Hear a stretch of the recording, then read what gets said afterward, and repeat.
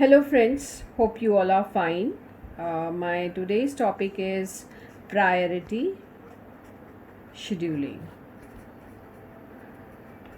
Okay, in my previous videos I've already discussed about primitive, non-primitive, SJF shortest job first and FCFS algorithm, primitive, non-primitive, all versions. Now today we are going to deal with priority scheduling. As the name itself suggests, priority. So we are going to give the priority to the process which is having the highest priority. And now how we decide the priority?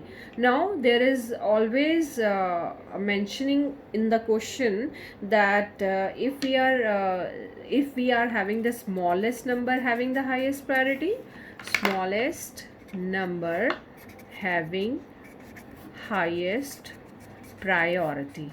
Okay, what does it mean? Smaller number means highest priority. If I write 1, so this is my highest priority. So this process will give in the CPU the first. If I write the largest number having highest priority. So as the name suggests here, the largest number. So if I say, suppose I am having total number of 5 processes, so if I write 5 in front of any process, that means 5 is having my highest priority, and the first number the CPU should be given to this particular process, the number who is having the highest priority. So always check in question these 2 points, that whether the number is having the smallest number having the highest priority or the largest number is having the highest priority. So this is the important point you have to remember. Now moving on to some problem. Now suppose we are having the process as, let's take one example, process burst time. I request you all to please do check my earlier videos also on SJF, priority, states, scheduling, criteria. I've already discussed in my previous videos. If you want, I can put the link in the description box. You can check there. Okay, now P1, P2, P3, P4, P5. Now suppose we have 5 processes and the burst time given to us is 10. Suppose 1 and 2 and suppose 1 and 5. Okay, and priority we have been given as suppose 3, 1, 4, 5, 2. It might be the possibility that you may have the same priority of 2 processes. Now suppose this number is I'll take another Gantt chart. It might have the I won't write here, otherwise you get confused. If suppose this also becomes 3, so then what we are going to, that means these 2 processes having the same priority. In this case we apply the FCFS. That means if 2 processes having same priority, I'll just write it afterwards. If 2 processes having the same priority, that means first come first serve will be applied. Now look for the Gantt chart first. We'll make the Gantt chart and look for the priority. Simple as that. We can look the priority as the first, here we can write as the smallest number having highest priority.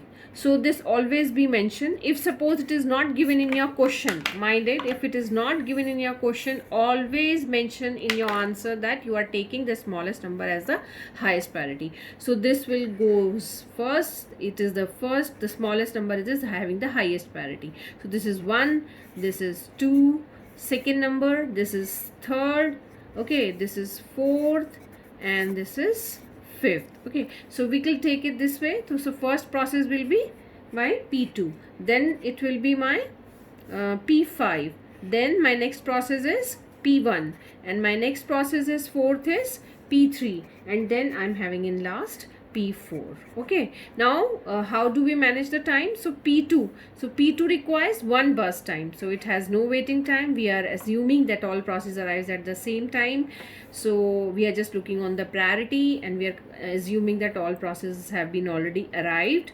So this is 0 waiting time. For P2, 1 is the burst time. Then P5, how much P5 requires the time? 5. So 1 plus 5 is 6.